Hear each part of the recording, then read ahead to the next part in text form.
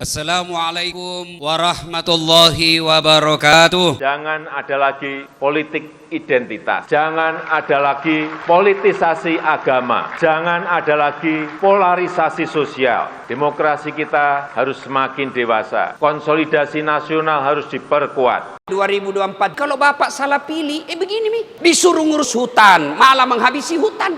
Disuruh ngurus laut, malah jadi bajak laut.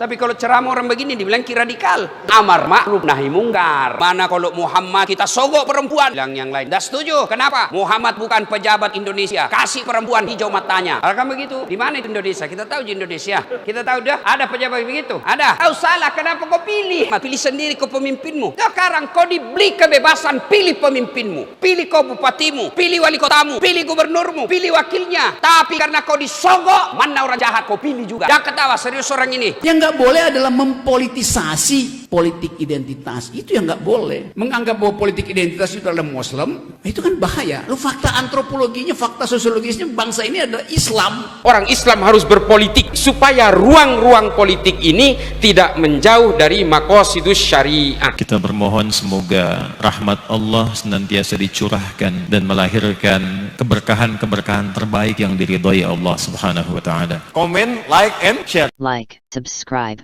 share, and comment. Dialektika. Berpikirnya harus positif dan itu harus dilihat jadi dialektika. Betul. Rebellion generation. Maka pernyataan-pernyataan elit yang ingin mewakili, yang ingin mengambil klaim terhadap republik begitu ya, kepentingan umum gitu, itu terasa aneh di kita. Seolah-olah ini yang terbaik buat kita. Terus ya, prosesi kerakyatan tuh mau dihilangkan. Itu aneh buat kita itu gitu. Padahal kalau kita bicara dialektikanya itu kan, kita ini kan mengimpos atau memperjuangkan negara demokrasi karena kita tahu elit sering terjebak pada belenggu yang mereka buat sendiri gitu. Nah, ini termasuk belenggu-belenggunya gitu. Seolah-olah perpecahan itu kesalahan rakyat gitu. Padahal justru rakyat memerlukan mekanisme untuk melakukan koreksi daripada perpecahan elit, yaitu melalui pemilu. Yang rutin itu kan pemilu.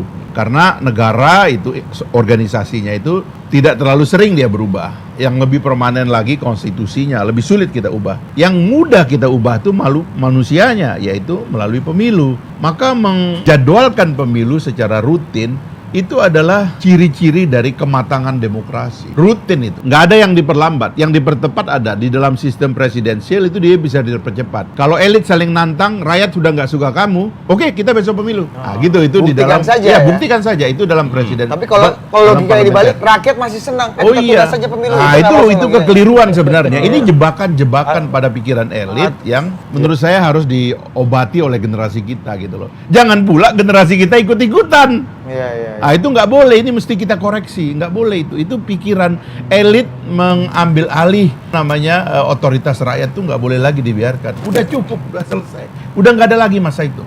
Ini Bang Surya ini lagi ngomong adik-adiknya apa ke kawan-kawannya sebenarnya Bang menurut Ya, Bang Mari? kayaknya sih ke kawan-kawannya. Tapi ya terus terang, ini adalah problem antar generasi. Menurut saya ya, menurut saya ini yang mesti diselesaikan pada generasinya yang sekarang ini 2024 tuh nggak bisa ada lagi begini. Negara demokrasi harus maju ke depan. Klaim-klaim elit ini mesti diakhiri sudah. Sudahlah, ini harus sudah jadi rutin sudah. Berikan haknya kepada rakyat, hak rakyat pada rakyat. Milih pemimpin itu hak rakyat. Biarin aja. Rakyat tahu caranya kok. Dan mereka sudah menikmati itu dalam 20 tahun terakhir ini. Udah menikmati. Sekali kita mau merampas ini kenikmatan rakyat untuk milih pemimpin, bahaya. Jadi perpecahan ini diinisiasi atau di-trigger oleh rakyat sehingga pemilu harus dihentikan atau ditunda aja gitu misalnya, atau justru malah biang keroknya elit Bang. Apapun kejadiannya, pertama rakyat nggak bisa disalahkan. Karena itu apapun kejadiannya, rakyatlah yang harus diminta kembali untuk memperbaiki keadaan. Melalui kepemimpinan yang rakyat percaya, itu dia akan menyelesaikan masalah itu nanti. Kalau sekarang ada perpecahan, rakyat bilang, ya pilih pemimpin baru yang bisa menyelesaikan perpecahan ini. Kan begitu cara berpikir rakyat. Bukan mengatakan, nggak usah pemilu, karena kita ini sudah pecah dan kira-kira kita lah yang bisa menyelesaikan. Nggak begitu. Demokrasi mengatakan, lah lu masalahnya, biar rakyat yang pilih ulang. Nah, gitu loh cara berpikirnya itu. Jangan dibalik gitu. Lewat mekanisme pemilu yang terjadwal secara rutin. Itulah beda demokrasi dengan bukan demokrasi. Dalam negara bukan demokrasi, jadwal pemilu nggak ada, ya kan? Suka-suka aja. Apalagi kalau kerajaan, itu kan nggak ada pemilu. Karena darah mengalir pada raja mengalir pada darah. Ya kan, saya mati, anak saya jadi raja karena di dalam darah dia ada darah raja. Kan begitu, sehingga rakyat tuh nunggu, kecuali nanti menjadi monarki konstitusional seperti di Inggris. Ya kan, kekuasaan simbolik dipegang oleh keluarganya, namanya Ratu Elizabeth, tetapi kemudian parliamentary demokrasinya dikelola oleh partai politik, gitu loh. Nah, itu komprominya kan, yang sekarang ini pernah mau diajukan di beberapa negara kerajaan seperti monarki absolut di Saudi Arabia misalnya, dihajar balik sama orang itu, kembali lagi ke monarki absolut. Maunya tadinya para intelektual di sana menulis monarki konstitusional seperti di Inggris, tapi kalah, dihajar sama monarki absolut lagi, dan gak ada jadwal sudah. Gitu. Tetapi kan kemudian muncul dianggap konspirasi bahwa anaknya Raja Salman tuh memaksakan diri jadi putra mahkota, padahal ada Nayef katanya. Nayef itu kemudian dibayar, suruh mundur, terus dia pengganti. Itu dinamika dalam kerajaan. Kalau di dalam negara demokrasi nggak bisa lagi. Ini sudah kehendaknya rakyat. Makanya ada prinsip yang berkedaulatan rakyat dengan berdasarkan kepada ketuhanan yang Maha Esa. Kedaulatan rakyat dulu, bos. Ini kehendak rakyat semua yang harus dinomorsatukan gitu. Tapi juga kalau dalam negara demokrasi darah biru boleh, tapi harus diuji lewat mekanisme demokrasi yang terjadwal tadi. Betul. Mantap kali. Maka sebenarnya teori dinasti tidak ada di dalam demokrasi karena semuanya kembali kepada kehendak rakyat.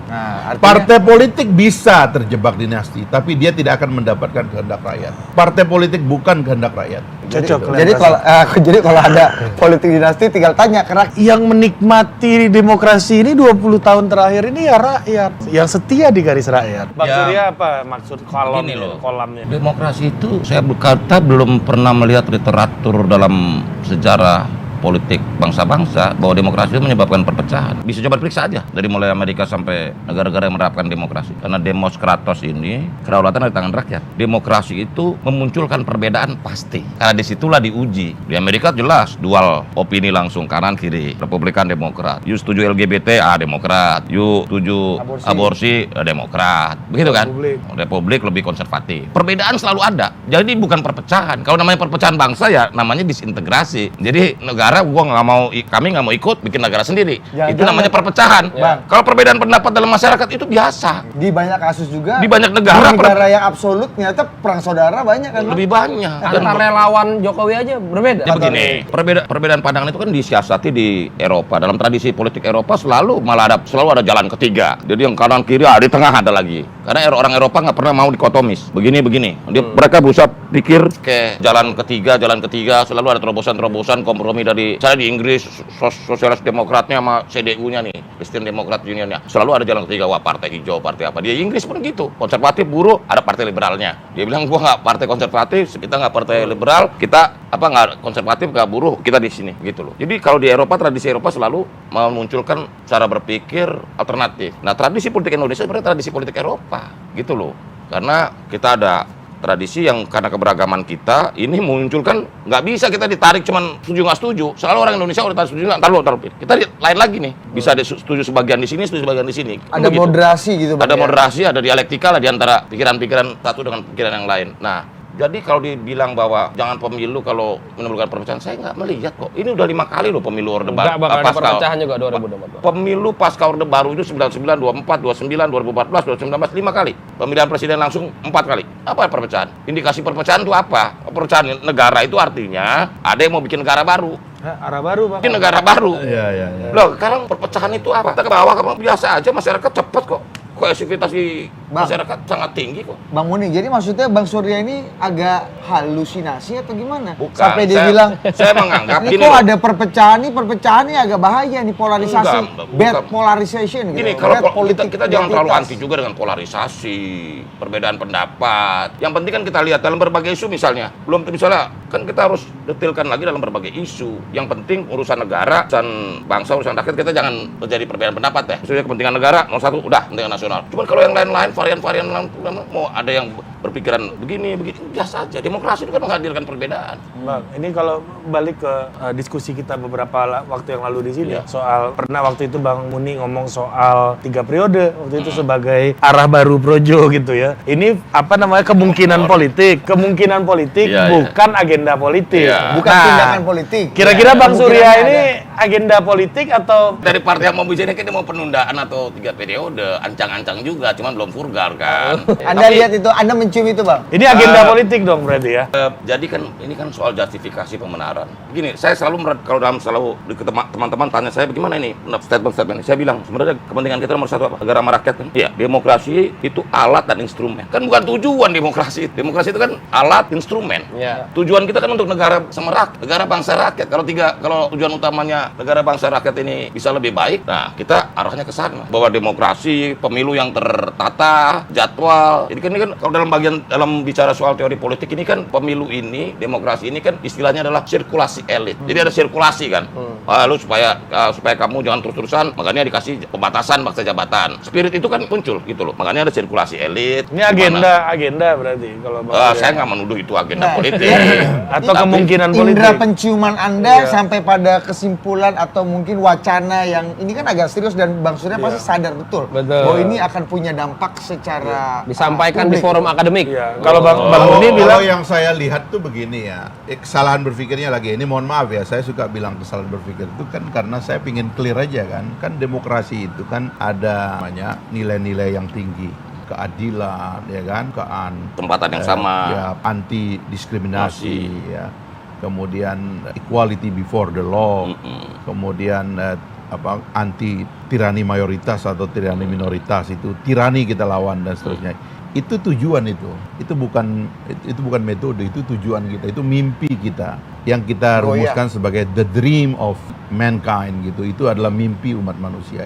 Dan itu manusia sebagai manusia, apapun agamanya dia ingin bebas, dia ingin diperlakukan sama di depan hukum gitu. Dia ingin dihargai. Nah, karena itulah demokrasi menjadi tujuan dia. Tapi ada demokrasi yang merupakan metode, yaitu pemilu gitu loh. Nah, demokrasi dalam pemilu itu sistemnya berbeda-beda, ya kan? Orang ada yang memakai sistem distrik, ada yang memakai proporsional terbuka, tertutup, dan sebagainya. Itu kemampuan kita untuk mengimpos ya, metode yang terbaik adalah metode yang mendekatkan kehendak rakyat pada hasilnya, kan kira-kira begitu.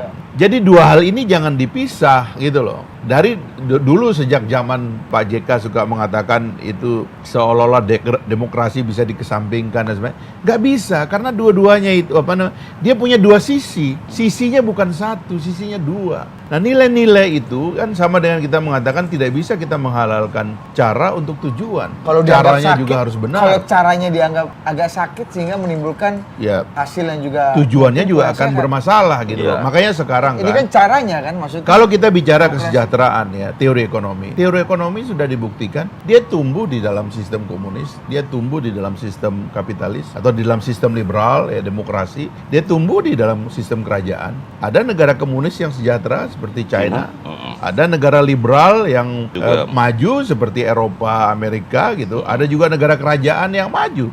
Kalau Anda pergi ke negara seperti Oman misalnya, itu 17.000, di atas 17.000 US dollar per kapita. Jadi maju dapat dia maju dengan sistem kerajaan dengan apa? Tapi perbedaan di antara sistem-sistem itu adalah karena kita menganggap demokrasi ini memenuhi mimpi-mimpi manusia, mimpi-mimpi dasar manusia tentang kebebasan, diperlakukan sama di depan hukum, ya kan, dan seterusnya lah.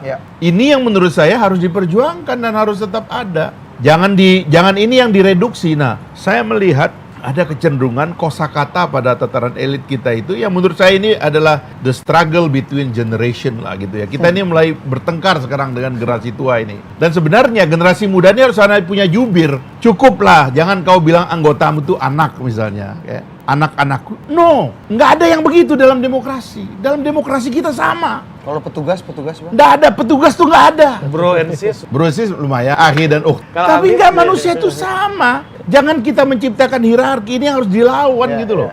Kita berani menjadi republik, keluar dari kerajaan-kerajaan, karena kita mau menjadi yang sama ini gitu. Nah, itu yang menurut saya pertengkaran kita dengan generasi tua itu pada level pikiran itu. Termasuk dalam hal Bang Surya ini berarti. Saya kira itu, apa boleh buat, kita mesti katakan. Dan ini tidak hanya ditangkap oleh Bang Surya aja, Bang. Beberapa partai misalnya PKB juga mengamini gitu. Oh, kayaknya masuk bagus nanti membahas anasir-anasir feodal dalam partai politik. Saya Karen mohon undur diri. Subhanakallahumma wa bihamdika asyhadu an la ilaha illa anta astaghfiruka wa atubu ilaik. Billahi taufiq wal hidayah. Wassalamualaikum warahmatullahi wabarakatuh.